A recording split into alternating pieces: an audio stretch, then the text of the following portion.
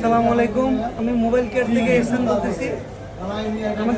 আমাদের কাছে একটা কাস্টমার আইফোন 13 নিয়ে আসছে। যে ইস্যুটা দেখেন আপনারা, এটা হচ্ছে মূলত আপডেটের কারণে এই প্রবলেমটা হয়, সফটওয়্যার আপডেটের কারণে। তো আমাদের কাছে এই প্রবলেমটা আরও আগে অনেকগুলো আসছে, কিন্তু আমরা এটার কোনো সলিউশন দিতে পারিনি, এমনকি আমাদের কাছে কোনো সলিউশন আসেও নেই। এই সমস্যাটার পুরা বাংলাদেশে কোনো সলিউশন নেই। তো আমরাও মোটামুটি এটা নিয়ে অনেক এক্সপেরিমেন্ট করছি, আমরাও কোনো সলিউশন দিতে পারি নাই। তো ইনশাল্লাহ আমরা একটা সলিউশন পাইছি, এখন ট্রাই করে দেখবো, দেখি কি হয়।